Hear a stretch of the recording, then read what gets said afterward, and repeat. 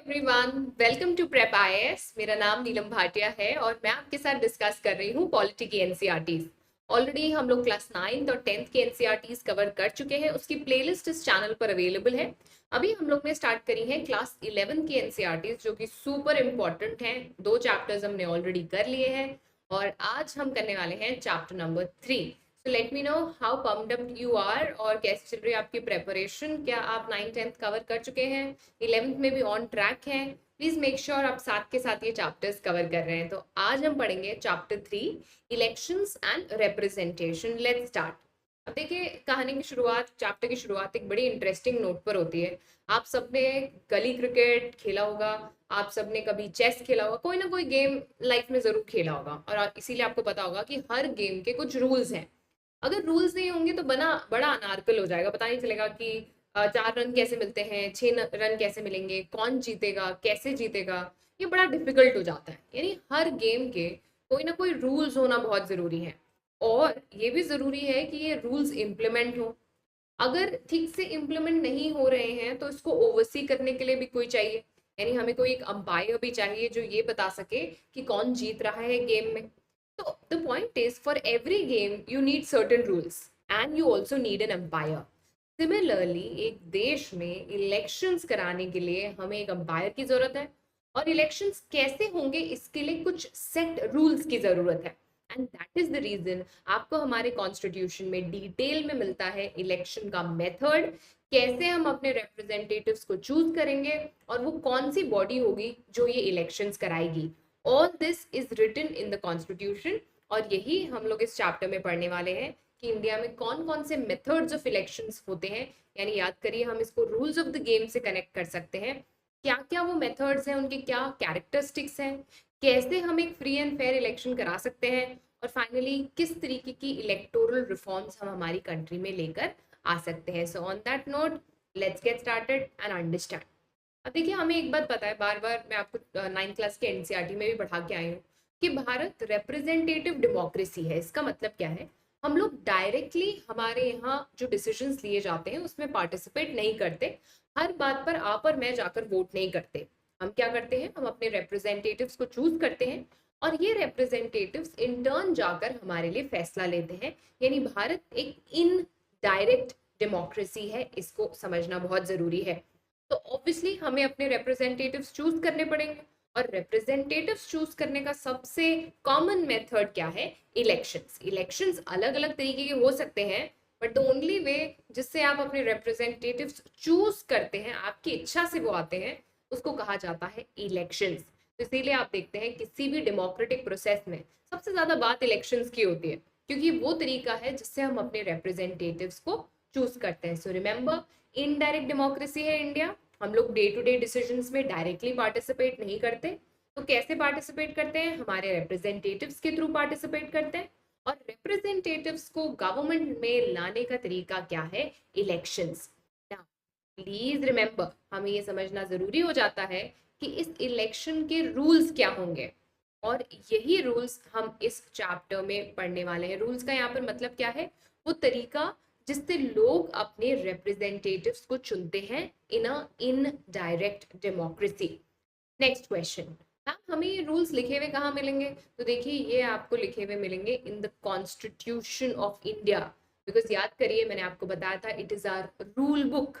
हमारे देश के, हमारा देश कैसे चलेगा, देश का कामकाज कैसा होगा, क्या कॉन्सेप्ट्स होंगे, ये सब डिटरमाइन करने के लिए हमारे पास क्या है? we have our constitution and that is why it becomes very important to study constitution. Constitution हमें बताएगा कौन वोट कर सकता है, कॉन्स्टिट्यूशन हमें बताएगा कौन इलेक्शंस में पार्टिसिपेट कर सकता है, इलेक्शंस को सुपरवाइज कौन करेगा, इलेक्शन कमीशन कैसे काम करेगा, कैसे काउंटिंग ऑफ वोट्स होगी। Everything needs to be written down and everything is written in the constitution. अगर आपका देश डेमोक्रेटिक है तो डेफिनेटली आपके यहाँ पर कॉन्स्टिट्यूशन होगा और उस कॉन्स्टिट्यूशन में तरीके लिखे हुए होंगे। बिकॉज आप अज्यूम नहीं कर सकते कि चलो ये तरीका अपना लेंगे या नेक्स्ट टाइम ये तरीका लेकर आ जाएंगे। All this has to be written.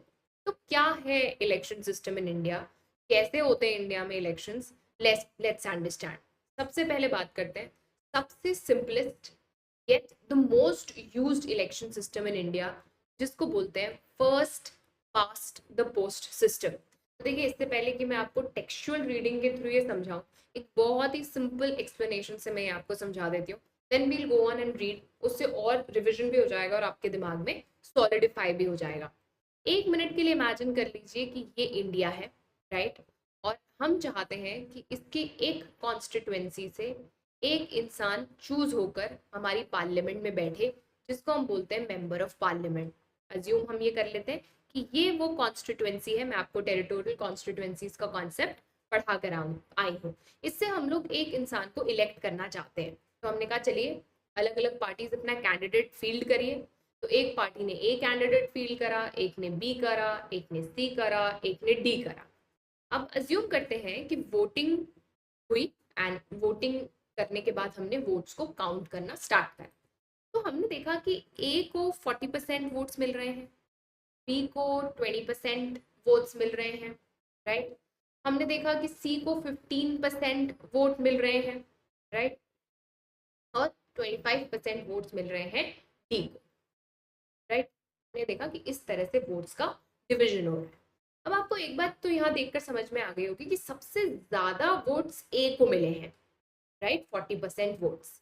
लेकिन एक बात आपने ये भी देखी होगी कि ए के वोट्स 50% से भी कम है, यानी कि उस जगह के 50% से भी कम लोग ए को पसंद करते हैं। लेकिन फिर भी सबसे ज्यादा लोग किसको पसंद करते हैं? ए को पसंद करते हैं। नहीं, एक बात हमें समझ में आ गई कि although A has 40% votes which is more than B, more than C and more than D, but ऐसा भी नहीं है कि ज्यादातर लोग इस एरिया के ए को पसंद करते हैं, क्योंकि 60% लोग फिर भी ऐसे हैं जो ए को पसंद नहीं करते। लेकिन first past the vote system ऐसे ही काम करता है। इस पर्टिकुलर केस में अगर हम first past the post system लगाएंगे तो ए जो है इलेक्शन जीत जाएंगे, क्योंकि ए के पास बाकी सब लोगों से ज्यादा वोट्स हैं। आप इसको ऐसे भी समझ सकते हैं, इसे first past the post system क्यों कहते हैं। ए, बी, सी और डी एक रेस में पार्टिसिपेट कर रहे थे, और रेस वो जीत रहा था जो सबसे पहले इस पॉइंट पर पहुंचता। इससे कोई फर्क नहीं पड़ता कि ए ने 2 घंटे लिए, 4 घंटे लिए, 10 घंटे लिए या 15 घंटे लिए। आपसे कोई नहीं बोल रहा कि आपको ये डिस्टेंस 2 घंटे में पूरा करना है। अगर ए ने बी, सी और डी से कम टाइम लिया है, फिर चाहे वो कितना भी टाइम हो, लेकिन वो उस पोस्ट पर फर्स्ट पहुंच गए, तो उन्हें आप विनर डिक्लेयर कर देंगे।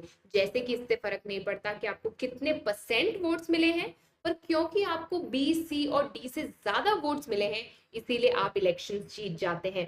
यानी कि you are passing the post first, आप पहले रेस में आगे निकल गए। इससे फर्क नहीं पड़ता कि आपको कितनी जल्दी आपने वो रेस पूरी करी। इस सिस्टम को बोला जाता है first past the post system. I hope आपको समझ में आया। नहीं भी आया तो कोई बात नहीं, एक एग्जाम्पल से भी हम देख लेते हैं। एनसीईआरटी ने हमें एग्जाम्पल से समझाया है।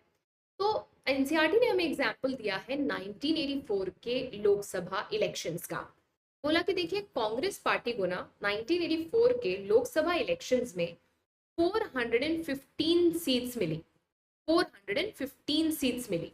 कितनी? 415 आउट ऑफ 543, यानी लोकसभा में 543 सीट्स थी, जिसमें से 415 किसको मिल गई? कांग्रेस को मिल गई। यानी do you understand, 4/5 seats, 4/5 of the seats Congress के पास में थी, जो कि बहुत बड़ा नंबर होता है। फिर निकाला गया कि कांग्रेस पार्टी को टोटल परसेंटेज ऑफ वोट्स कितने मिले। तो ये पता लगा कि 48% वोट्स इनके पास है। ये थोड़ी अजीब बात है, क्योंकि अगर सीट्स के बारे में बात करें तो लोकसभा की 80% से ज्यादा सीट्स कांग्रेस के पास है। लेकिन अगर वोट्स की बात करें तो वो 50% भी नहीं है। ऐसा कैसे हुआ? ऐसा इसीलिए हुआ क्योंकि इंडिया में फॉलो किया जाता है लोकसभा इलेक्शंस के लिए first past the post system. याद करिए, मैंने आपसे कहा था एफपीटीपी में ये फर्क नहीं पड़ता कि आपको कितने ज्यादा लोगों ने वोट करा, इस बात से फर्क पड़ता है कि क्या सबसे ज्यादा वोट आपको मिले हैं। So even though you are not getting majority of the votes, but you are getting the highest number of votes. यानी इस पर्टिकुलर सिचुएशन में हुआ ये होगा कि ज्यादातर कॉन्स्टिट्युएंसीज के लोगों ने कांग्रेस के किसी कैंडिडेट को सबसे ज्यादा वोट्स दिए होंगे, इसीलिए हर जगह से ज्यादातर सीट से कौन से कैंडिडेट जीत कर आए, कांग्रेस के कैंडिडेट जीत कर आए, और इसीलिए 80% सीट्स किसको मिल गई, कांग्रेस के कैंडिडेट्स को। यानी प्लीज अंडरस्टैंड, इस इलेक्शन सिस्टम की खास बात यही है that you win the election if you get the maximum votes. करा क्या जाता है, देखिए बहुत बढ़िया से एनसीईआरटी ने समझाया। पूरी कंट्री को आप अलग अलग कॉन्स्टिट्यूएंसीज में डिवाइड कर देते हैं। हर कॉन्स्टिट्यूएंसी से आपको एक रिप्रेजेंटेटिव चाहिए। कैसे चूज करोगे, जिस भी रिप्रेजेंटेटिव को, I repeat, highest number of vote मिलेंगे वो इस कॉन्स्टिट्यूएंसी से इलेक्टेड डिक्लेयर कर दिया जाएगा। अगर आप इस कॉन्सेप्ट को आज समझ लेते हैं, हमेशा के लिए आपके माइंड में रजिस्टर हो जाएगा और लंबे समय तक आप इसको रिकॉल कर पाएंगे। अब ऐसे ज्यादातर कॉन्स्टिट्यूएंसी से कांग्रेस जीत कर आई और कांग्रेस के पास 80% से भी ज्यादा सीट्स हो गई। Very very important, please take note of it.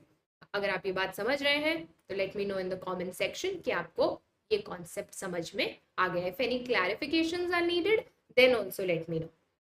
Now देखिए टच पॉइंट क्या था, you have got more votes than all other candidates.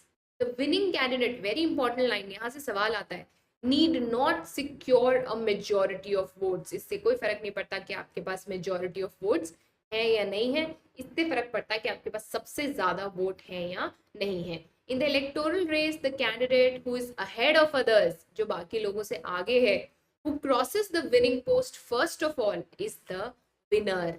सबसे पहले आपने पोस्ट पास करनी है, सबसे ज्यादा आपके पास वोट्स आनी चाहिए, फिर चाहे वो कितने भी हों। इस सिस्टम को प्लूरैलिटी सिस्टम भी कहते हैं, ये भी याद रखिएगा, क्वेश्चन बनता है। First past the post system is also called as plurality system, right? I hope that makes sense to you. तो चलिए नेक्स्ट बात करते हैं प्रोपोर्शनल रिप्रेजेंटेशन की। हमने first past the post system समझ लिया, अब बात करते हैं प्रोपोर्शनल रिप्रेजेंटेशन के सिस्टम की। तो देखिए घबराइएगा मत, इसका नाम सुन के ही लोग डर जाते हैं कि ये क्या चीज़ है पीआर। हम लोग इसको बहुत ही सिंपल तरीके से समझेंगे और 3 वैरायटी ऑफ प्रोपोर्शनल रिप्रेजेंटेशन मैं आपके साथ डिस्कस करूंगी। एक जो इजराइल में यूज होता है, एक हम पोर्चुगल का एग्जाम्पल लेके समझेंगे, और एक प्रोपोर्शनल रिप्रेजेंटेशन जो इंडिया में काफी पॉपुलर है और इंडिया के इलेक्शंस में यूज किया जाता है। कौन कौन से इलेक्शंस में, हम थोड़ी देर में समझेंगे। तो सबसे पहले मैं आपको समझाती हूँ कि इजराइल में ये कैसे काम करता है। देखिए इजराइल की बाय द वे पार्लियामेंट को नेसेट कहते हैं।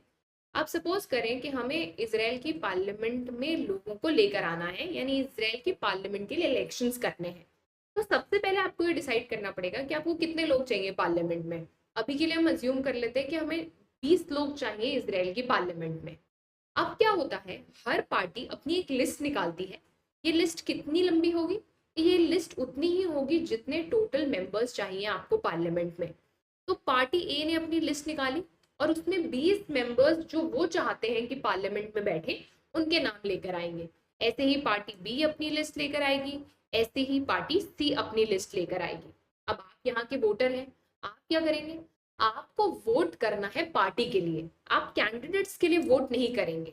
यानी कि आपके पास चॉइस क्या है कि आप ए पार्टी की लिस्ट को वोट करें, बी पार्टी की लिस्ट को वोट करें, या फिर सी पार्टी की लिस्ट को वोट करें। आपने वोट करना है लिस्ट, यानी कि पूरी की पूरी पार्टी को।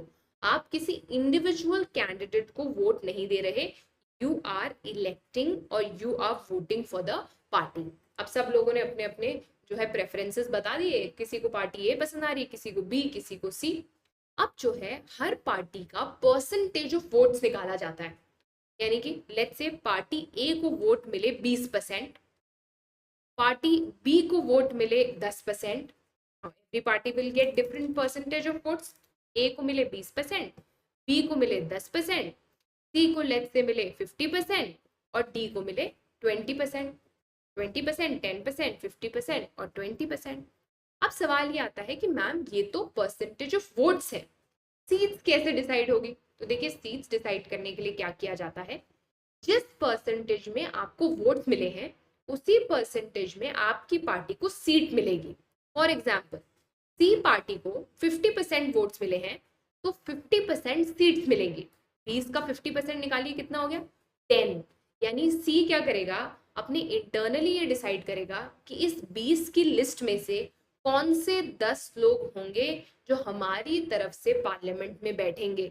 सिमिलरली क्योंकि बी को 10% वोट मिले हैं इसीलिए उसको 10% सीट्स मिलेगी। अब आप 20 का 10% निकालिए यानी कि 2 सीट्स। तो पार्लियामेंट में 2 सीट्स किसकी होगी, पार्टी बी की। अब पार्टी बी डिसाइड करेगी कि उस 20 की लिस्ट में से कौन से 2 लोग होंगे जो उनकी तरफ से जाकर पार्लियामेंट में बैठेंगे। आपको एक बात क्लियरली समझ में आई होगी कि आप इजराइल में किसके लिए वोट कर रहे हैं। You are voting for the party, you are not voting for the candidate. इसको एक बार पढ़ भी लेते हैं तो और क्लियर हो जाएगा। इन Israel once the votes are counted, each party, now see, each party is allocated the share of seats। कितना सीट मिलता है, जितना आपको वोट्स मिले हैं। 50% वोट्स मिले हैं 50% सीट मिलेगी, 10% वोट मिले हैं 10% सीट मिलेगी। ऑब्वियसली एक मिनिमम परसेंटेज इसमें डिसाइड की जाती है, जैसे इजराइल में कुछ 3 पॉइंट सम परसेंटेज है, ताकि ऑब्वियसली आधा तो आप इंसान को डिवाइड नहीं करेंगे ना, आधा इंसान तो नहीं हो सकता कि आधा इस पार्टी का बैठेगा आधा इस पार्टी का। But the point is each party is allocated, देखिए, the share of seats in the parliament in proportion to the share of votes. जितने आपके शेयर ऑफ वोट्स होंगे उतना ही आपका शेयर ऑफ सीट्स होगा। As simple as that. अब इस सिस्टम में देखिए इंपॉर्टेंट बात क्या है, याद रखने वाली बात यह है कि आप पूरी कंट्री को एक ही कॉन्स्टिट्यूएंसी ट्रीट करते हैं। आपने किसी भी कॉन्स्टिट्यूएंसी को तो डिवाइड किया ही नहीं। The entire country is treated as one constituency and again seats are allocated to each party according to its share of votes। जितने share of votes उतनी आपकी सीट। आई होप ये क्लियर हो गया आपको। देखिए सेकंड टाइप जो Portugal में काफी फेमस है, उसमें देखिए क्या होता है। उसमें क्या किया जाता है, कंट्री को अलग अलग कॉन्स्टिट्यूएंसी में डिवाइड किया जाता है। हमने देखा इजराइल में ये डिवीजन नहीं था, लेकिन पोर्चुगल का जो हम सिस्टम समझ रहे हैं यानी प्रोपोर्शनल रिप्रेजेंटेशन का सेकंड सिस्टम, वहां पर कंट्री को अलग अलग कॉन्स्टिट्यूएंसी में डिवाइड कर दिया जाता है। अब इसको समझिएगा, हर कॉन्स्टिट्यूएंसी एक मल्टी मेंबर कॉन्स्टिट्यूएंसी होती है। लेट मी एक्सप्लेन इसका मतलब क्या है। जैसा कि भारत में हर कॉन्स्टिट्यूएंसी से हम लोग एक एमपी सेलेक्ट करते हैं पार्लियामेंट में बैठाने के लिए, यहाँ पर हर कॉन्स्टिट्यूएंसी में एक से ज्यादा, 2 3 4 5, एक से ज्यादा मेंबर्स सेलेक्ट किए जाते हैं to sit in the parliament. क्योंकि आप देख रहे हैं हर कॉन्स्टिट्यूएंसी में मल्टीपल मेंबर्स हैं, इसीलिए इसको बोला जाता है मल्टी मेंबर कॉन्स्टिट्यूएंसी। यहाँ तक आप बात समझ गए। अब क्या होता है, अब लेट्स से हमें इस कॉन्स्टिट्यूएंसी के इलेक्शंस कराने हैं और हमने डिसाइड कर लिया कि यहाँ से हम लोगों को 3 मेंबर्स चाहिए। कितने मेंबर्स चाहिए, 3 मेंबर्स चाहिए। अगेन हर पार्टी अपनी लिस्ट निकालेगी जैसा कि इजराइल में निकाल रही थी, पर अब क्या करेगी, इस कॉन्स्टिट्यूएंसी के लिए ये लिस्ट आएगी, पूरे देश के लिए नहीं आएगी। तो लेट्स से पार्टी ए ने 3 मेंबर्स निकाले, पार्टी बी ने भी 3 मेंबर्स की लिस्ट निकाली और पार्टी सी ने भी 3 मेंबर्स की लिस्ट निकाली। अब आपको क्या करना है, जैसा आपने इजराइल में किया था, आपको पार्टी के लिए वोट करना है। पार्टी ए के लिए कर रहे हो तो ए के लिए कर दो, बी के लिए कर रहे हो तो बी के लिए कर दो, और सी के लिए करना चाहते हो तो सी के लिए कर दो। अगेन हर पार्टी के परसेंटेज ऑफ वोट्स काउंट किए जाएंगे। अगर लेट्स से एक ही पार्टी को 100% वोट्स मिल गए तो 3 के 3 कैंडिडेट्स पार्टी ए से आ जाएंगे। लेकिन लेट्स से कुछ इस तरह से डिवाइड हुआ कि 50-50 एंड 0, तो 1.5 तो हो नहीं सकता। सो अगेन उस परसेंटेज से निकाला जाएगा। लेट्स से 60 एक पार्टी को मिला, 10 एक पार्टी को मिला, 20 एक पार्टी को मिला। कहने का मतलब ये है कि the percentage of votes will be calculated और उसी के हिसाब से आपको सीट मिलेगी। सिंपली इस बात को ऐसा समझिए, इजराइल में आप पूरी कंट्री को एक ही कॉन्स्टिट्यूएंसी मान रहे थे, यहाँ पर आप अलग अलग कॉन्स्टिट्यूएंसीज डिवाइड कर रहे हैं और हर कॉन्स्टिट्यूएंसी में लिस्ट लेकर आ रहे हैं and you are voting for the party not for the candidate. एक बार पढ़ लेते हैं फिर से समझ में आ जाएगा। Each party prepares a list of candidates, जैसा कि मैंने आपको कहा हर कॉन्स्टिट्यूएंसी के लिए पार्टी अपनी एक लिस्ट निकालती है। Depending on how many have to be elected from that constituency, आप उस कॉन्स्टिट्यूएंसी से कितने इलेक्ट करना चाहते हैं आपको देखना पड़ेगा। देखिए in both these variations voters exercise their preference for a party. ये बहुत इंपॉर्टेंट बात है। यू आर नॉट, कहीं भी हमने कैंडिडेट को तो चूज किया ही नहीं था। क्या मैंने आपको बताया कि हमने कैंडिडेट को चूज किया, हमने किसको सिलेक्ट करा, पार्टी को। So you are voting for the party not for the candidate. The seats in a constituency are distributed on the basis of votes. Next question ये था कि सीट्स कैसे डिवाइड होंगे जी, सीट्स डिवाइड होंगी on the basis of votes. Thus, representatives from a constituency would and do belong to different parties। तो बिल्कुल हो सकता है कि तीन मेंबर्स में से एक ए से है, एक बी से है, एक सी से। बिल्कुल, this is very much possible. क्यों?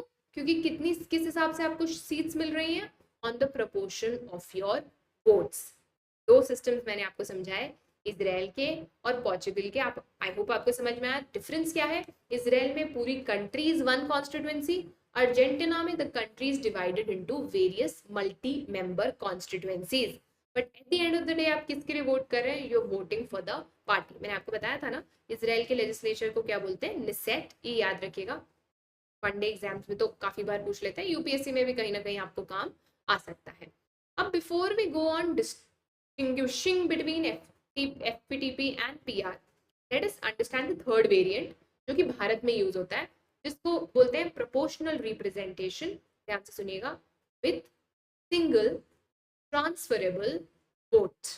हमारे यहाँ जो सिस्टम यूज होता है उसको कहते हैं proportional representation with single transferable vote, STV। थोड़ा सा कॉम्प्लेक्स है, इसीलिए आप देखते हैं कि जनरल इलेक्शंस में ये यूज नहीं होता। तो कहाँ यूज होता है? ये क्वेश्चन बनता है। इलेक्शंस टू प्रेसिडेंट जो कि अभी होने वाले हैं, elections to vice president again होने वाले हैं, and for the elections to Rajya Sabha and Vidhan Parishad. President के इलेक्शंस, वाइस प्रेसिडेंट के इलेक्शंस, राज्यसभा के इलेक्शंस और विधानसभा के इलेक्शंस, इन सब में क्या यूज होता है? Proportional representation with single transferable vote. तो चलो शुरू करते हैं। Let's understand, let's dive deep. इसको समझने के लिए ना हम लोग राज्यसभा का एग्जाम्पल लेकर इस पूरी कहानी को समझेंगे। पहले तो नाम समझ लेना, proportional representation with single transferable vote. अब आपको एक बात पता है कि राज्यसभा में सारे लोग कहाँ से आते हैं? स्टेट लेजिस्लेटिव असेंबली से आते हैं। यानी कि डायरेक्ट इलेक्शन तो होता नहीं है राज्यसभा के लिए, आप और मैं तो चूज नहीं करते। तो कौन चूज करता है? Members of legislative assembly. कि स्टेट में जो हमारी लेजिस्लेटिव असेंबली है वो लोग क्या चुनकर भेजते हैं? Representatives to Rajya Sabha. अब एक बात समझिए कि हर स्टेट का एक कोटा होता है राज्यसभा में। For example let's say Bihar से 16 आएंगे, गुजरात से लेट्स से 18 आएंगे, जस्ट गिविंग एग्जाम्पल। यूपी क्योंकि बड़ा है तो 31 आएंगे। तो हर स्टेट से एक कोटा ऑफ सीट्स होता है राज्यसभा में। अब आप पूछेंगे मैम ये कैसे डिसाइड होता है? तो ये पॉपुलेशन पे डिसाइड होता है। जिस स्टेट की जितनी ज्यादा पॉपुलेशन, उसके उतने ज्यादा मेंबर्स इन राज्यसभा। यानी हर स्टेट का एक स्पेसिफाइड कोटा होगा राज्यसभा में सीट्स का। यहाँ तक आप बात समझ गए होंगे। अब आपको पता है कि राज्यसभा में 1/3 मेंबर्स हर साल रिटायर होते हैं, तो वो उस हिसाब से निकाल लिया जाता है कि हर 1/3 मेंबर्स रिटायर एवरी 2 ईयर्स। 6 साल का टेन्योर रहता है, सो हर 2 ईयर्स में 1/3 मेंबर्स चेंज होते जाते हैं। तो हर 2 साल में जब नए मेंबर्स आते हैं तो वो किस बेसिस पे आते हैं? On the basis of the quota. जिसका जितना कोटा उसकी उतनी सीट। अब ये समझिए कैसे काम करता है। यहाँ पर हमें एग्जाम्पल के लिए समझाया गया है, राजस्थान का एग्जाम्पल लिया गया है। अभी के लिए मान लीजिए कि राजस्थान से हमें 4 मेंबर्स चाहिए राज्यसभा में बिठाने के लिए।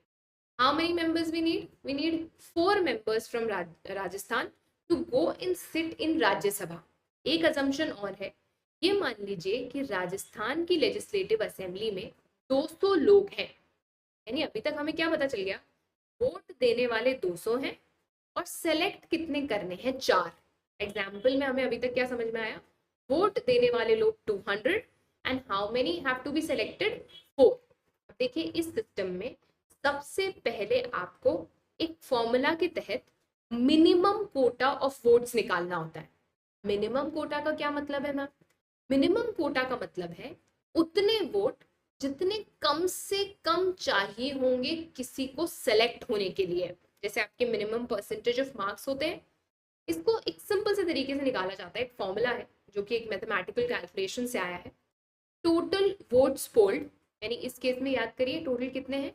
200 divided by total number of candidates. याद करिए मैंने कितने बताए थे? 4 +1, राइट, +1। आप ये करते हो तो इसका आंसर आता है 41। ये हमें एक बात समझ में आ गई कि जो भी ये इलेक्शन जीत रहा है विनिंग कैंडिडेट को कम से कम 41 वोट्स तो चाहिए। तो इस सिस्टम में सबसे पहले क्या किया जाता है, कोटा निकाला जाता है। कोटे का फॉर्मूला हमारे पास क्या है, total votes polled divided by the total number of candidates to be elected plus 1 bracket plus 1। अब देखिए क्या किया जाएगा, बड़ा इंटरेस्टिंग तरीका है। Again the process involves selection of preferences. यहाँ पर मैं आपको इंट्रोड्यूस करने वाली हूँ द कॉन्सेप्ट ऑफ प्रेफरेंसेस। देखिए ये कैसे काम करता है। हर पार्टी क्या करेगी, अपनी एक लिस्ट देगी अगेन कि ये हमारे कैंडिडेट्स हैं, ये हमारे कैंडिडेट्स हैं, ये हमारे कैंडिडेट्स हैं 4, ये हमारे कैंडिडेट्स हैं। वोटर को क्या करना है, ध्यान से देखिएगा। अब वोटर को ना सेलेक्ट नहीं करना है। First past the post system में आप सेलेक्ट कर रहे थे कि मैं तो भाई एक इलेक्शन बैलेट सिस्टम आपके बैलेट बॉक्स में गई और आपके ईवीएम पे गई और मुझे ये पसंद आ रहा है तो मैंने इसको वोट कर दिया। अब आपको किसी एक को वोट नहीं करना है, आपको अपनी प्रेफरेंस बतानी है। जैसे आपसे पूछा गया कि कौन सी मिठाई खाएंगे, तो मैंने बोला कि सबसे पहले गुलाब जामुन, अगर गुलाब जामुन ना हो तो रसगुल्ला, रसगुल्ला ना हो तो रसमलाई, और अगर रसमलाई भी ना हो तो काजू कतली। तो ये मेरी प्रेफरेंस है, सबसे पहले मैं क्या खाना चाहूंगी, अगर वो नहीं है तो क्या खाना चाहूंगी, अगर वो भी नहीं है तो क्या खाना चाहूंगी।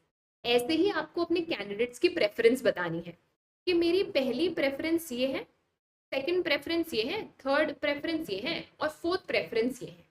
यानी कि आपको एक लिस्ट में से अपनी प्रेफरेंस मार्क करनी है in the order. This is my first preference, this is my second preference, this is my third preference, this is my fourth preference. You have to give your preferences. अब देखिए क्या होगा, अब जो है first preference votes count किए जाएंगे। यानी कि लेट्स से 10 कैंडिडेट खड़े हुए थे, ए बी सी डी, जो भी कैंडिडेट्स खड़े हुए उनके देखे जाएंगे कि फर्स्ट प्रेफरेंस कितने लोगों की वो फर्स्ट प्रेफरेंस है। अज्यूम कर लेते हैं कि हमें ए को मिल गए 42 फर्स्ट प्रेफरेंस वोट्स। अब मुझे बताइए हमारा कोटा कितना था, 41। क्या 42 41 से ज्यादा है? बिल्कुल है। तो ए कैंडिडेट हो जाएंगे सेलेक्ट। अब हम बी पे गए, हमने देखा बी को मिले 30, तो हमने कहा नहीं नहीं नहीं, ये तो 41 से कम है, तो बी आपके हो जाएंगे रिजेक्ट। अब आप सी के निकालेंगे तो आपने देखा सी को मिले हैं 45, आप कहेंगे वाओ ये तो 41 से ज्यादा है, तो सी भी हो जाएंगे आपके इलेक्ट, क्योंकि आपके पास 41 से ज्यादा वोट है। इसी तरह से देखिए सारे कैंडिडेट्स के फर्स्ट प्रेफरेंस वोट्स को कैलकुलेट किया जाएगा। अब यहाँ पर दो चीजें हो सकती हैं, या तो हमें पहली प्रेफरेंस वोट काउंट करते वक्त अपने 4 लोग मिल जाएं, पर ऐसा भी हो सकता है कि इस प्रोसेस में हमें सिर्फ 3 ही लोग मिले, ऐसा कोई चौथा है ही नहीं जिसे 41 से ज्यादा वोट मिले होंगे, फिर क्या करोगे। देखिए इसमें एक कॉन्सेप्ट यूज किया जाता है ट्रांसफरिंग ऑफ वोट्स। वो कैसे किया जाता है, इस लिस्ट में जिसके पास भी सबसे कम वोट है, लेट्स से एफ को मिले थे सिर्फ और सिर्फ 10 वोट, तो आप क्या करोगे, इस लिस्ट में से एफ को बाहर कर दोगे। इस लिस्ट में से एफ को बाहर कर दोगे। आपने कैसे डिसाइड करा कि एफ ही बाहर होंगे, क्योंकि एफ के पास सबसे कम वोट्स थे, लीस्ट वोट्स थे, तो आपने एफ को इस पूरी रेस से बाहर निकाल दिया। इसका क्या फायदा है, मुझे सोच के बताइए। जिन लोगों ने एफ को अपनी फर्स्ट प्रेफरेंस बताया, जिन 10 लोगों ने एफ को अपनी फर्स्ट प्रेफरेंस बताया, उन्होंने किसी ना किसी को अपनी सेकंड प्रेफरेंस जरूर बताया होगा। हम उनके सेकंड प्रेफरेंस वोट्स को इन वोट्स में ऐड कर देंगे। लेट्स से एफ के 10 लोगों में से 5 लोगों ने डी को अपनी पहली प्रेफरेंस बताया था, या ई को अपनी पहली प्रेफरेंस बताया था, या जी को अपनी पहली प्रेफरेंस बताया था, और उन वोट्स को हम लोग ऐड कर देंगे। और अब हम चेक करेंगे कि क्या हमें 41 से ज्यादा मिल गए या नहीं मिल गए। ये प्रोसेस तब तक किया जाएगा जब तक हमें रिक्वायर्ड नंबर ऑफ कैंडिडेट्स नहीं मिल जाते। और देखिए हमने क्या करा, हमने वोट्स को ट्रांसफर कर दिया, इसीलिए इसे बोला जाता है single transferable vote. Please remember, पहले प्रेफरेंस में अगर मिल गया तो ठीक है, अगर नहीं मिला तो आप जिसको भी सबसे कम वोट मिले हैं, देखिए lowest votes of first preference, उसको आप एलिमिनेट कर देंगे और उनके वोट को ट्रांसफर कर देंगे। ये तब तक आप करते रहेंगे जब तक आपको रिक्वायर्ड नंबर ऑफ कैंडिडेट्स नहीं मिल जाते। हमारे केस में रिक्वायर्ड नंबर ऑफ कैंडिडेट्स कितने थे? 4। अगर हमें 4 मिल गए तो वहां पे हम उस प्रोसेस को स्टॉप कर देंगे। तो ये था proportional representation with single transferable vote. I hope आपको समझ में आया। तो देखिए नेक्स्ट क्वेश्चन हमारे पास ये आता है कि इंडिया ने first past the post system क्यों यूज किया। आपको इसका रीजन थोड़ा बहुत तो समझ आ गया होगा। First past the post system काफी सिंपल है, चॉइस काफी इजी है। तो one of the things is simplicity. Proportional representation काफी डिफिकल्ट है अच्छे अच्छे लोगों के लिए समझना। तो फॉर अ लेमैन इसे समझना काफी डिफिकल्ट हो जाता है, specially a country like India जो एक सब कॉन्टिनेंटल कंट्री है, इतनी बड़ी कंट्री है, उसके साथ साथ इसको समझाना लोगों को काफी डिफिकल्ट हो जाता। इसीलिए कॉमन इलेक्शंस में, जनरल इलेक्शंस में इसका इस्तेमाल नहीं किया गया। Also if you look at first past the post system, choice भी काफी क्लियर है। आपको जाना है, अपनी पसंदीदा कैंडिडेट के लिए वोट करना है, या अगर आप पार्टी पॉलिटिक्स में इन्वॉल्व है इन द सेंस आप पार्टी लीनियज रखते हैं तो आप पार्टी के हिसाब से वोट कर सकते हैं, या दोनों ही चीजें कंसिडर कर सकते हैं। तो the choice is very clear, you just have to go and vote. तो लोगों के लिए समझना काफी आसान है। एंड सेकेंड, जो कि बहुत खास बात है first past the post system की, आपको डायरेक्ट अकाउंटेबिलिटी मिलती है। आपने अपने कॉन्स्टिट्युएंसी से राधे श्याम को सिलेक्ट किया तो आपको पता है कि Radhe Shyam is accountable for your constituency. Israel में सोचिए कितना डिफिकल्ट हो जाता है। वाई? बिकॉज इन इजराइल आपको नहीं पता कि कौन सी पार्टी का कौन सा कैंडिडेट आपके एरिया के लिए रिस्पॉन्सिबल होगा। तो it gets very difficult to ensure accountability. जबकि first past the post system में इस अकाउंटेबिलिटी को इंश्योर करना काफी आसान हो जाता है। ये भी एक बहुत इंपॉर्टेंट बात है। Second, of course first past the post system में आपकी गवर्नमेंट स्टेबल बनेगी। क्यों? क्योंकि आप इस बात को समझिए कि आप अगर प्रोपोर्शनल रिप्रेजेंटेशन यूज कर रहे हैं तो हर पार्टी के अलग अलग नंबर ऑफ लोग सेलेक्ट होकर आएंगे। अब ऑब्वियसली ज्यादा चांसेस है कि कोएलिशन सरकार बनेगी और इसीलिए वहां पर इंस्टेबिलिटी ज्यादा रहेगी। जबकि ऐसे फॉर्म ऑफ गवर्नमेंट में जहां first past the post system use कर रहे हैं, ज्यादा चांसेस हैं कि गवर्नमेंट स्टेबल बनेगा, क्योंकि वहां क्लियर मेजोरिटी लाना आसान होगा। प्रोपोर्शनल रिप्रेजेंटेशन में ये मेजोरिटी लाना मुश्किल है। सिंपली क्यों? याद करिए, सीट्स किसके बेसिस पे मिलेंगी? On the basis of the share of votes. जितने ज्यादा वोट्स उतने ज्यादा सीट्स। तो अगर वोट्स डिवाइडेड है अलग अलग परसेंटेज में तो सीट्स भी डिवाइड हो जाएगी।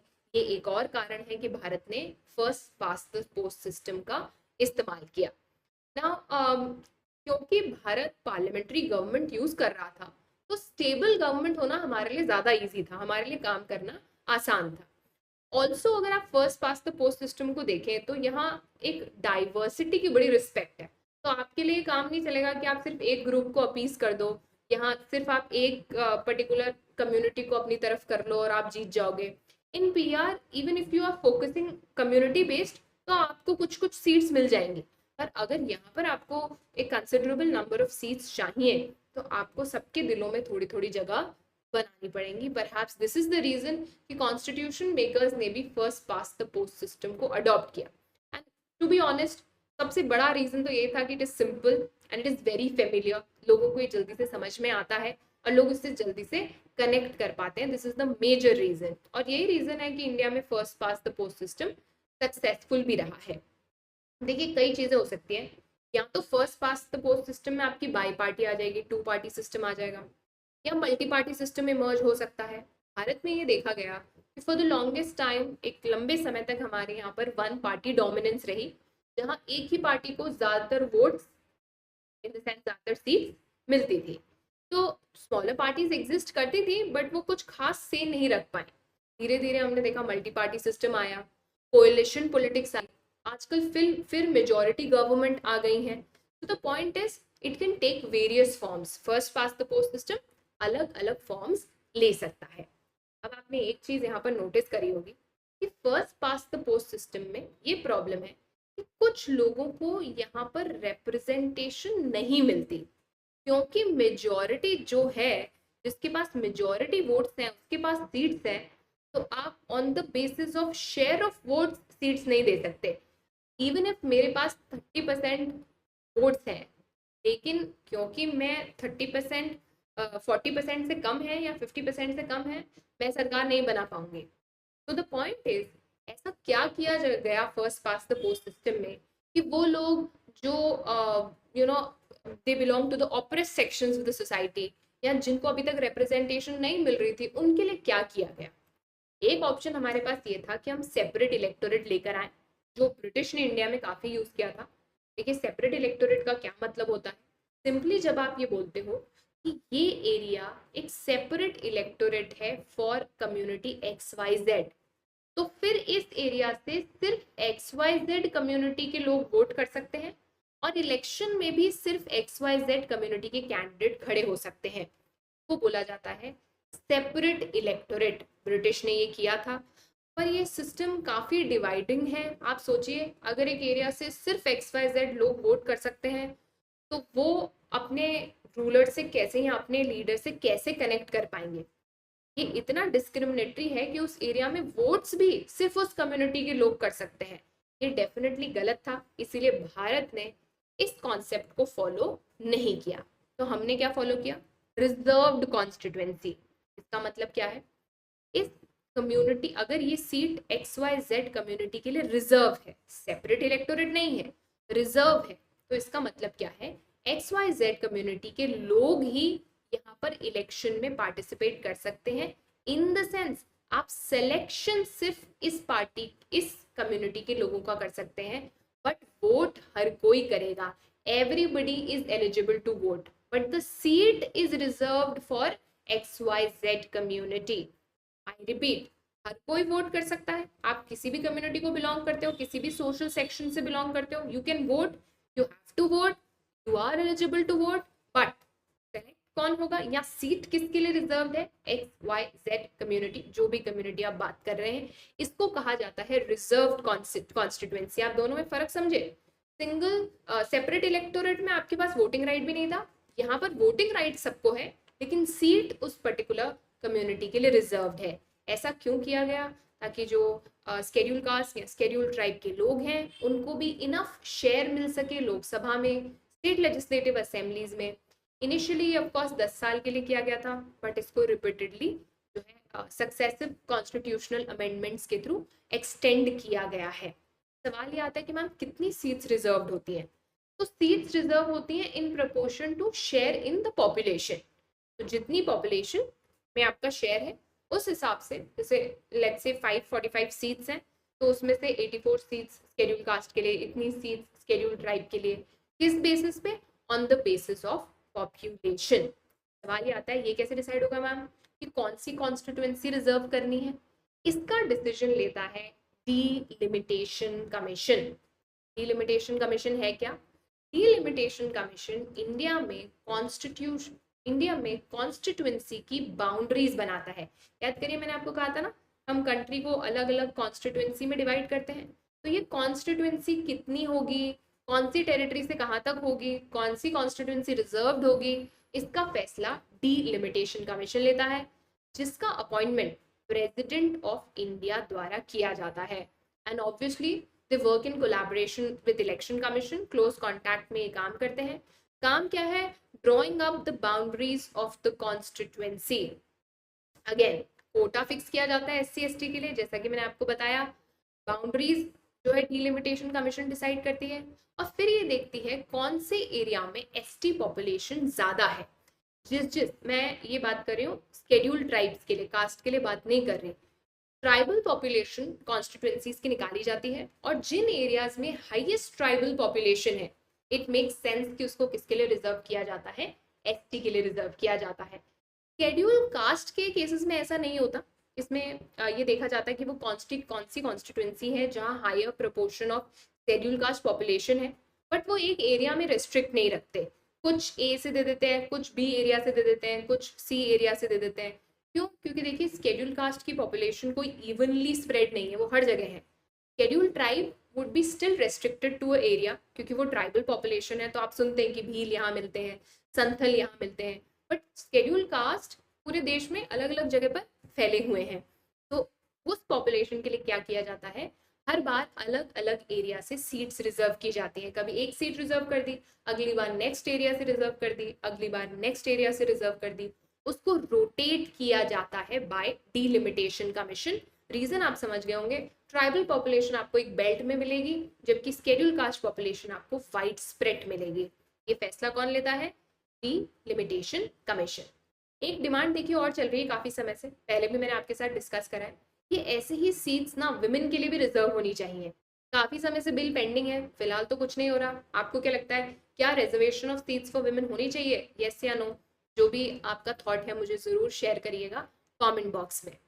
Next, free and fair elections. अब बात ये आती है, हमने समझ लिया इलेक्शंस कैसे होते हैं, इलेक्शंस का प्रोसीजर क्या है, बट ऐसा क्या किया जाता है भारत में ये इंश्योर करने के लिए कि सच में ऑन ग्राउंड इलेक्शन सिस्टम बड़ा ही ट्रांसपेरेंट हो और इम्पार्शियल हो?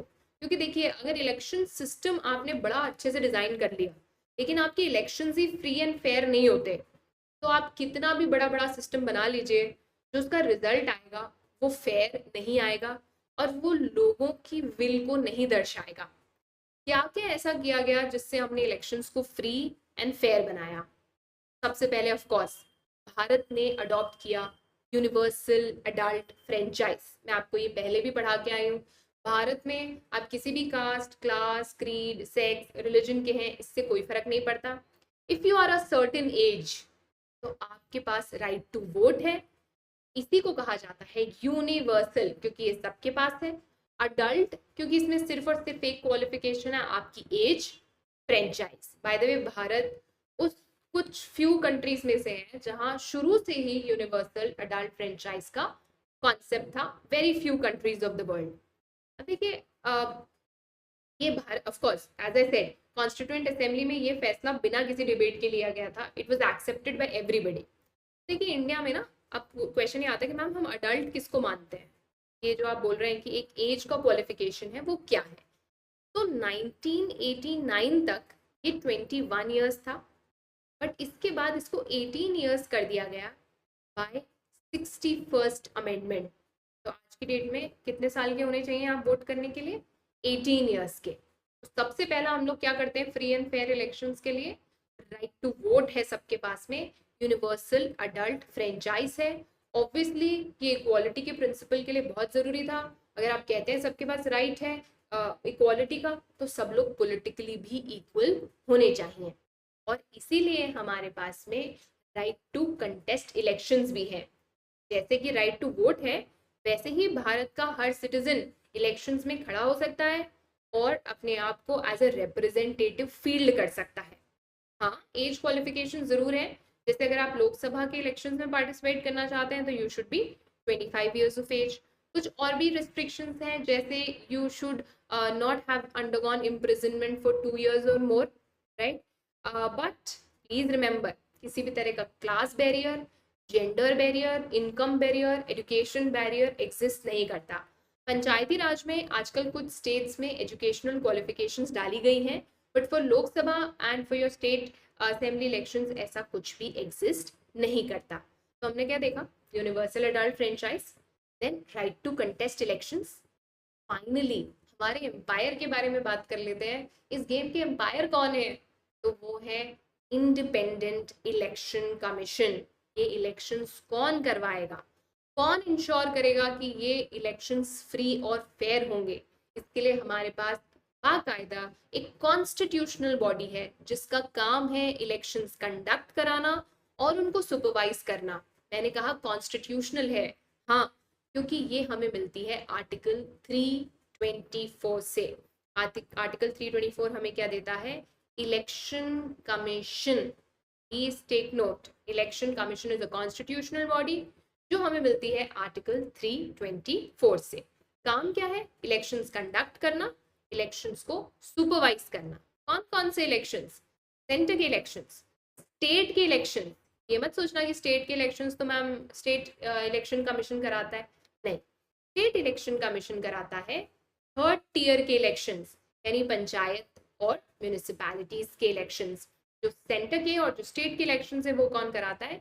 Election commission of India. Obviously election commission of India को असिस्ट करने के लिए हर स्टेट में होता है एक चीफ इलेक्टोरल ऑफिसर। ये भी याद रखिएगा, जो उस पर्टिकुलर स्टेट का हेड पॉइंट है, कह सकते हैं, जो कि नोडल ऑफिसर है उस पर्टिकुलर स्टेट का।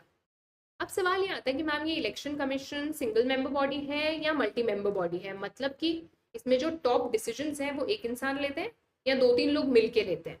तो इसमें ना कई बार बहुत सारे चेंज आए हैं। 1989 तक इलेक्शन कमीशन सिंगल मेंबर थी, राइट। 1989 के जनरल इलेक्शन से पहले इसमें 2 इलेक्शन कमिश्नर्स ऐड कर दिए गए और इसको मल्टी मेंबर बना दिया गया। उसके बाद वापस से सिंगल मेंबर कर दिया गया। But finally from 1993 onwards 2 election commissioners हैं और एक चीफ इलेक्शन कमिश्नर है, यानी कि अब ये एक मल्टी मेंबर बॉडी है। How many total? 3, 2 election commissioners and 1 chief election commissioner. But एक बात याद रखिएगा, भले ये चीफ इलेक्शन कमिश्नर जो है वो हेड कर रहे हैं इसको, क्योंकि आपको मीटिंग्स को प्रिसाइड करने के लिए कोई चाहिए, बट इसका मतलब ये नहीं है कि चीफ इलेक्शन कमिश्नर के पास बाकी 2 इलेक्शन कमिश्नर से ज्यादा पावर है। ये क्वेश्चन पूछा जाता है। तो the chief election commissioner has the same power as the other 2 election commissioners, यानी कि तीनों के पास पावर सेम ही है। बट प्रिसाइड करने के लिए हमारे पास कौन है? Chief election commissioner. ये इंपॉर्टेंट क्वेश्चन है, पूछा जाता है। They have coequal powers, इनके पावर्स सेम है। अपॉइंट कौन करता है? President of India. अपनी मर्जी से करते हैं क्या? नहीं, on the aid and advice of council of ministers headed by the prime minister. ये एक बहुत बड़ा जो है क्वेश्चन मार्क भी होता है कहीं ना कहीं कि क्या इसमें एग्जीक्यूटिव का एक रोल है, एग्जीक्यूटिव का एक से है। तो that is also a matter of debate. But याद रखिएगा, कॉन्स्टिट्यूशन में इन्होंने सिक्योरिटी ऑफ टेन्योर दी गई है। इनको अपॉइंट किया जाता है 6 ईयर्स के लिए या फिर 65 ईयर्स के लिए, विच एवर इज अर्लियर। यानी अगर आप 65 साल के पहले हो जाते हैं तो आप 1 साल में रिटायर हो जाएंगे, नहीं तो आपको 6 साल का टर्म सर्व करना होगा। 6 ईयर्स याद रखिएगा, क्योंकि अलग है, बाकी जगह 5 होता है। इसीलिए पूछ लेते हैं कि इलेक्शन कमिश्नर्स का क्या टर्म है, 6 ईयर्स और 65 years of age, whichever is earlier. अब सपोज करें कि इनको 6 साल से पहले निकालना है, तो क्या प्रोविजन है? बड़ा डिफिकल्ट है, स्पेशल मेजोरिटी चाहिए होती है, ऐसे ही नहीं हटा सकते। तो इनको हटाने के लिए आपको एक प्रोसेस फॉलो करना पड़ेगा, जिसमें both houses of the parliament have to make a recommendation, और आपको चाहिए स्पेशल मेजोरिटी। सिंपल मेजोरिटी से काम नहीं चलता, आपको चाहिए यहाँ पर स्पेशल मेजोरिटी। यानी आप समझ रहे हैं कि डिफिकल्ट है लेकर आना। So in the sense you can appointment can be done by the president, but removal इतना आसान नहीं है। Both the houses of the parliament have to make a recommendation, और उसके बाद भी आपको दोनों हाउसेस से क्या चाहिए होगी? Special majority. ये क्यों किया गया? ताकि कहीं ऐसा ना हो कि थोड़ा सा आपने पार्टी के अगेंस्ट कुछ किया और आपको हटा दिया। You can not be removed unless both the houses are in concurrence. काम क्या है इलेक्शन कमीशन का? वोटर लिस्ट बनाना। याद करिए, मैंने आपको वोटर लिस्ट के बारे में बताया था। इसको अप टू डेट रखना, ये इंश्योर करना कि उसमें कोई एरर नहीं है, वो टाइम टू टाइम अपडेट हो रही है, उसमें चेक्स लगाए जा रहे हैं।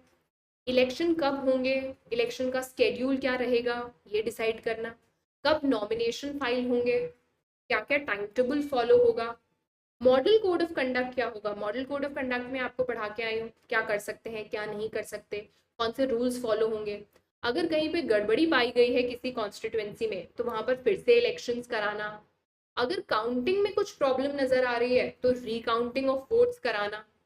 इनफैक्ट पॉलिटिकल पार्टीज को सिंबल देना, रिकॉग्नाइज करना। याद करिए, हमने पढ़ा था registered parties and recognise parties. ये सारा काम किसके पास है? Election commission of India. But याद रखिएगा, इलेक्शन कमीशन की जो खुद की स्टाफ है ना, वो काफी लिमिटेड है। तो इनकी कोई लंबी चौड़ी स्टाफ नहीं है। तो ये किसकी मदद लेते हैं? जो सरकारी दफ्तर में काम करने वाले एडमिनिस्ट्रेटिव ऑफिसर्स हैं सेंट्रल और स्टेट गवर्नमेंट के, वही उन्हीं का इस्तेमाल करते हैं इलेक्शन कमीशन। बट जैसे ही वो इलेक्शन कमीशन के अंडर आ जाते हैं, they are no longer serving the centre और द स्टेट गवर्नमेंट। उनको ये समझना है और ये एस्टैब्लिश्ड है that they are working for election commission. Election commission has full control over that. वो उनको ट्रांसफर कर सकते हैं, उनके ट्रांसफर रोक सकते हैं, उनके अगेंस्ट एक्शन ले सकते हैं। अगर वो किसी पार्टी को फेवर कर रहे हैं तो उनके खिलाफ कोई रूलिंग दे सकते हैं, एटसेट्रा एटसेट्रा। ऐसा क्यों किया जाता है? ताकि ये लोग बिना किसी फेवर के काम करें, and they have to act very very impartially. तो एक बात तो आपको समझ में आ गई होगी that election commission has wide ranging power. काफी अच्छा काम किया भी है इलेक्शन कमीशन ने। कई बार भारत में डिफिकल्ट सिचुएशंस आई, फिर चाहे वो राजीव गांधी जी के असैसिनेशन के बाद का समय हो, गुजरात का समय हो, कई सारे असेंबली इलेक्शन हो, बहुत डिफिकल्ट सिचुएशंस में इलेक्शन कमीशन ने बहुत अच्छा काम किया है, and it has to be appreciated and it has to be recognised. Finally let's talk about electoral reforms. हमने इलेक्शंस का प्रोसीजर समझा, कैसे होते हैं ये समझा। फाइनली कुछ सजेशंस की बात करते हैं, यानी इलेक्शंस में वो कौन कौन से पॉजिटिव चेंजेस आने चाहिए। तो सबसे पहले देखिए, ऑब्वियसली इनमें से कुछ के साथ आप अग्री करेंगे, कुछ नहीं करेंगे, बट ये स्कॉलर्स का ओपिनियन है। जो सजेशंस आते हैं वो हम लोग डिस्कस कर रहे हैं। कई लोगों का ये मानना है कि हमें एफपीटीपी से शिफ्ट होकर पीआर पर मूव कर देना चाहिए। देखिए, मैं इसे सही नहीं मानती। आप अपने कमेंट सेक्शन में सजेशंस दे सकते हैं, आपको क्या लगता है। मुझे ऐसा लगता है PR system of course is a good system, but इसे भारत की जनता को समझने में काफी टाइम लग सकता है, और कहीं ना कहीं इससे क्योस भी आ सकता है। Then at least 1/3 seat should be reserve for women. ये एक डिबेटेबल कॉन्टेक्स्ट है। ऑब्वियसली कुछ फॉर्म ऑफ रिजर्वेशन हम लोग लोकल सेल्फ गवर्नमेंट में देखते हैं, और उसका फायदा भी हमें देखने को मिला है। एक सजेशन और आता है which is called state funding of elections. ये भी हम पहले डिस्कस कर चुके हैं, जहां मैंने आपसे ये बताया था कि कैसे जो फंड है it should be given by the government, by the state to different parties. तो जो मनी पावर का इस्तेमाल है वो कहीं ना कहीं कम हो जाएगा। बट अगेन क्वेश्चन आता है कि क्या हमारे एक शेकर में इतना पैसा है कि हम स्टेट फंडिंग ऑफ इलेक्शंस कर सकें। अगर किसी के खिलाफ कोई भी क्रिमिनल केस है तो उसे इलेक्शन नहीं लड़ने देना चाहिए। बट ये काफ़ी डिफिकल्ट हो सकता है, क्योंकि हो सकता है किसी के खिलाफ गलत जो है केस लगाया गया हो। तो even when the case is pending, अगर आप किसी को बार डिबार कर रहे हैं तो कहीं ना कहीं this is wrong. Then caste और रिलीजियस कैंपेनिंग नहीं होनी चाहिए। आई थिंक ये जल्द से जल्द इम्प्लीमेंट हो जाना चाहिए। देन पॉलिटिकल पार्टीज की फंक्शनिंग पे कोई ना कोई रेगुलेशन होना चाहिए, जैसे कि पॉलिटिकल पार्टीज भी आरटीआई के तहत आनी चाहिए। उनके अकाउंट्स को ऑडिट करने के लिए स्पेसिफिक एजेंसी बनाई जानी चाहिए, जिससे इलेक्शंस में और ज़्यादा ट्रांसपेरेंसी आ सके। सो देखिए, ये कितने भी बदलाव आप ले आए, कॉन्स्टिट्यूशनल चेंजेस ले आए, लॉ में चेंजेस ले आए, but at the end of the day एक कंट्री कब प्रोग्रेस करेगी, उसके इलेक्शंस कब फ्री एंड फेयर होंगे, जब उसके लोग विजिलेंट होंगे। ये बहुत ज़रूरी है कि political institutions, voluntary organisations, watch dogs active रहें, इंडिया में क्या हो रहा है इस बात को लेकर अलर्ट रहें, और यहाँ की जनता ये देखे कि क्या कुछ गेम प्लान चल रहा है, and they should be very very vigilant. Only their vigilance can ensure कि कंट्री ठीक तरीके से चल रही है। ना क्या हम ये कह सकते हैं कि हमारा अभी तक का election system is working fine. देखिए, एक बात तो है, हमारे यहाँ पर फ्रीली इलेक्टेड रिप्रेजेंटेटिव्स चूज हुए हैं। सरकार बदलती भी रहती है स्टेट में या सेंटर में, तो इससे ये तो प्रूव हो जाता है कि कहीं ना कहीं फेयर इलेक्शंस तो हैं। ऑब्वियसली देयर आर केसेस जहाँ प्रॉब्लम्स हैं, रिगिंग है, बूथ कैप्चरिंग है, बट अगर एक मैक्रो पिक्चर देखी जाए so definitely elections have been successful. Voters interest भी लेते हैं, हम देखते हैं वोटिंग परसेंटेज बढ़ी है, कम नहीं हुई है, at least at the macro level. ये भी समझ में आया हमें कि काफी इंक्लूसिव इलेक्शंस हैं, हम हर सेक्शन सोसाइटी के रिप्रेजेंटेटिव्स देखते हैं हमारे आसपास। And finally to to to look at the bigger picture, मैंने माना रिगिंग होती है, मैल प्रैक्टिसेस होती है, बट ओवरऑल अगर आप एक मैक्रो पिक्चर देखें तो अभी तक हम लोग इस डेमोक्रेसी को सस्टेन करने में सक्सेसफुल रहे हैं। This does not mean problem नहीं है, ऑब्वियसली प्रॉब्लम्स एग्जिस्ट करती हैं, उनको रेक्टिफाई करना भी जरूरी है, but we also need to look at the brighter side. So this was chapter number 3. I hope आपको chapter समझ में आया, काफी interesting chapter था। Next we'll meet with chapter 4. All the best and happy learning.